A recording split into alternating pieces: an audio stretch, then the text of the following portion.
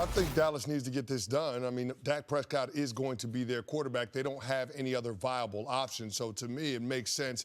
Go ahead and finish this off. That way you can address other pressing business that you have this offseason.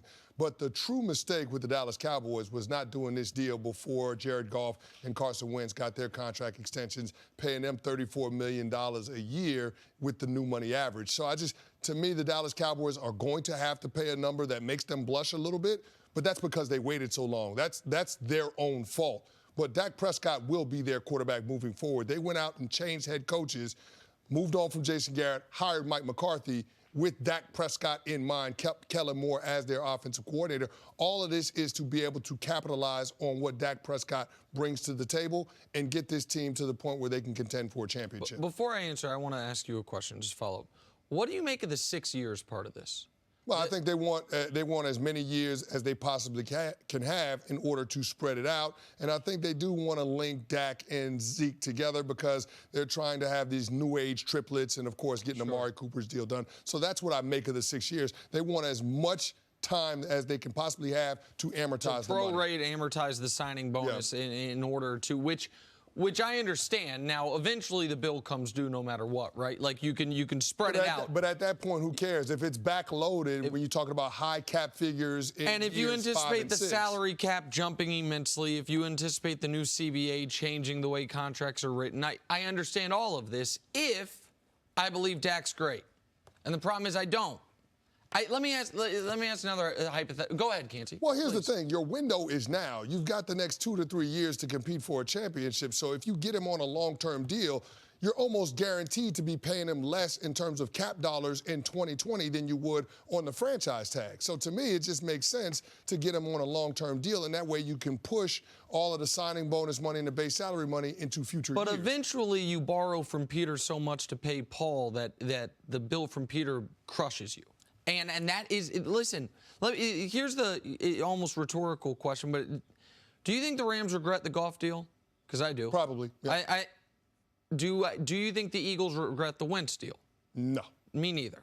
And it's because I think Wentz can be great. He has not always been great, and I understand Dak versus Wentz, their career numbers, you put them side by side, probably favors Dak a bit. I get it, and Cowboy fans get mad at me for this, but all I owe you is my honesty. My gut tells me Wentz is better. I just watch him and I say Wentz is a guy who I think can more likely to repeat his near MVP season and play at that level than Dak is to ever get to a near MVP level season. I think Dak is closer to Goff. And going into this past year, before Goff had his deal, I wondered, Bill Barnwell wrote about, could the Rams possibly be the first team, draft a quarterback, have him play well enough, and then when the rookie contract's up, put the franchise tag on him just to flip him to a quarterback-desperate team, get the draft capital in return, and turn that whole thing over. And when it looked like he wasn't going to get a deal, I thought they might really be doing that. They might think that the coach there, Sean McVay, is the secret sauce, that the weapons are the secret sauce, and that we can find someone else not at $34 million a year. They obviously didn't feel that way. They paid him, and next year he has the single biggest cap hit of any player in football, and I think that's going to be an anchor around their neck. I worry for the Dallas Cowboys that if they do sign him to a long-term deal and they push that cap figure in 2020 down as low as possible to keep Amari, to maybe re-sign Byron Jones, well, then in 2021, Dak's going to be in the situation Jared's in, where he is one of, if not the biggest cap hit of any player in football. Can you win that way? I don't know that you can. And the new head coach, I would want to see how Dak plays under McCarthy, maybe in a trial year, before I give him a long-term deal. How much of that just plays into it?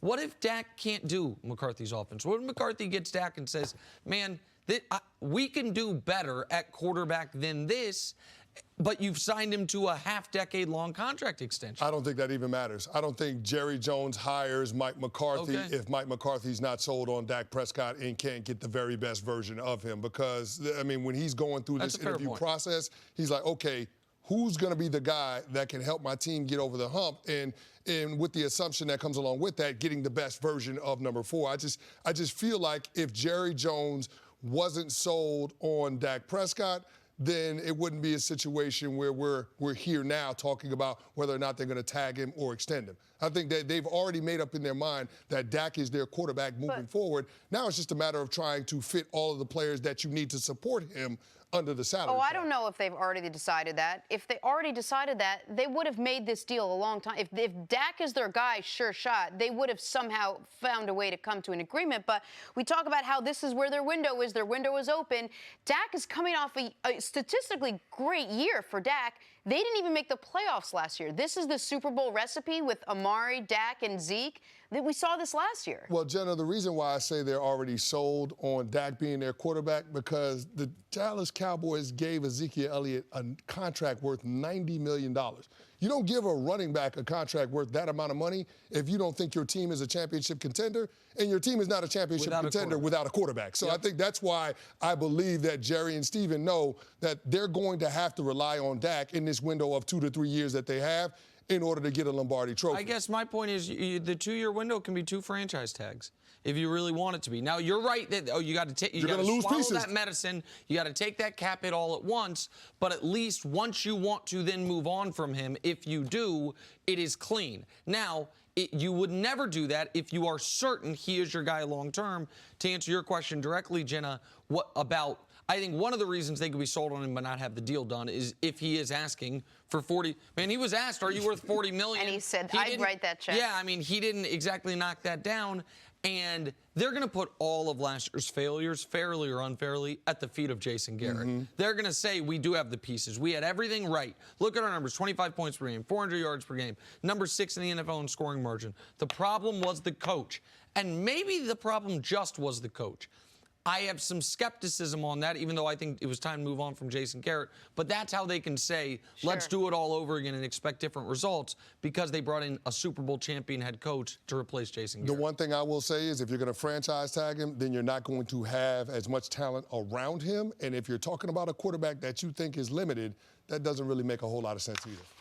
Thanks for watching. Subscribe here to get the latest from the show. Also, be sure to check out more of the best clips from First Things First, or go watch a few segments from our other shows on FS1.